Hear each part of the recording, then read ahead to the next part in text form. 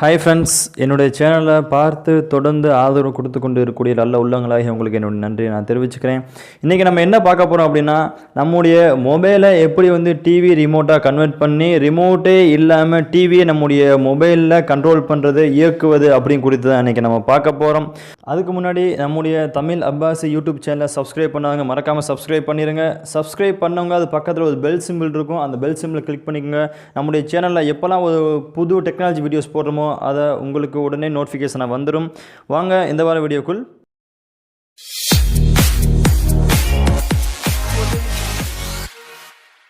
நீங்கள் உங்களுடைய play store போய்ட்டு ரிமோட் கண்ட்ரோல் ஃபார் டிவின்னு சொல்லி இருக்கக்கூடிய இந்த இன்ஸ்டால் பண்ண உடனே செலக்ட் யுவர் டிவின்னு சொல்லி கேட்கும்.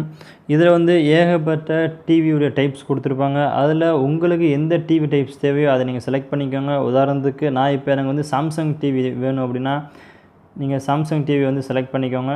வெயிட் பண்ணுங்கள். நான் இப்போ சாம்சங் டிவியை செலக்ட் பண்ணேன். சாம்சங் டிவியை செலக்ட் பண்ணதுக்கப்புறம் டிவியுடைய மாடல்ஸ் இங்கே இருக்கும். இதில் சாம்சங்குடைய என்னென்ன மாடல்ஸ் கொடுத்துருக்காங்களோ இந்த மாடல்ஸுக்கு மட்டும்தான் உங்களுக்கு இந்த ரிமோட் ஒர்க் அவுட் ஆகும்.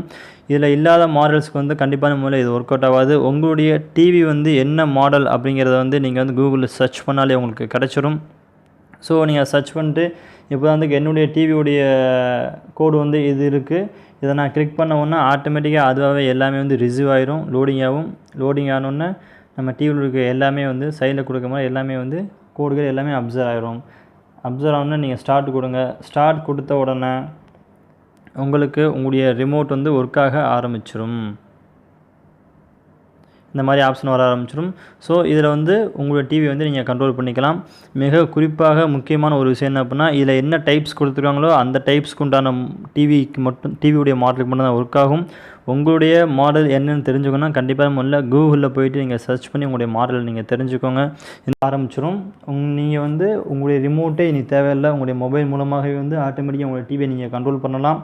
சப்போஸ் அப்படி உங்களுடைய டிவியுடைய மாடலை கூகுளில் உங்களுக்கு தேட தெரியலை அல்லது தேடுனே கிடைக்கல அப்படின்னா வெரி சிம்பிள்.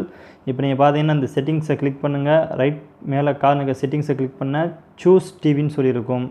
அதை நீங்கள் கிளிக் பண்ணுங்கள். அதை நீங்கள் கிளிக் பண்ணிங்கன்னா பழையபடி உங்களுக்கு ஆப்ஷன் போகும். இந்த ஆப்ஷனுக்குள்ளே நீங்கள் பழையபடி போயிட்டு சாம்சங் இது கூகுளில் தேட தெரியாத நபர்களுக்காக இந்த இது நீங்கள் சாம்சங் நீங்கள் செலக்ட் பண்ணுங்கள். செலக்ட் பண்ணிங்கன்னா உதாரணத்துக்கு சில குறிப்பிட்டது கொடுத்துருப்பாங்க. இதில் நீங்கள் ஃபஸ்ட்டு என்ன கொடுத்தீங்களோ அதை தவிர்த்து ரெண்டாவது இதை வேணால் கொடுத்து பாருங்கள். கொடுத்து ட்ரை பண்ணி பார்த்தீங்கன்னா இது உங்களுக்கு கண்டிப்பான முறையில் ஒர்க் ஆகும். ஸோ அப்படி கூகுளில் தேட தெரியாதவர்கள் இந்த முறையில் கொஞ்சம் கடினமான முறை தான். ஒரு 10-15 முறை இந்த மாதிரி நீங்கள் செஞ்சு பார்த்தீங்கன்னா உங்களுடைய டிவியுடைய ரிமோட்டுடைய கோடு எதுன்னு சொல்லி நீங்கள் கண்டிப்பாக கேப்சர் பண்ணிக்கலாம். இதை நீங்கள் கொடுத்துட்டீங்க அப்படின்னா ஆட்டோமேட்டிக்காக உங்களுடைய ரிமோட்டு ரெடி ஆகிடுச்சு. நீங்கள் ஒர்க் பண்ண வச்சுக்க வேண்டியதான். இந்த வீடியோஸ் உங்களுக்கு ரொம்ப பயனுள்ளதாக யூஸ்ஃபுல்லாக இருக்கும்னு நினைக்கிறேன். அப்படி இருந்துச்சுன்னா உங்களுடைய ஃப்ரெண்ட்ஸும் நம்முடைய சேனலை பற்றி எடுத்து சொல்லுங்கள்.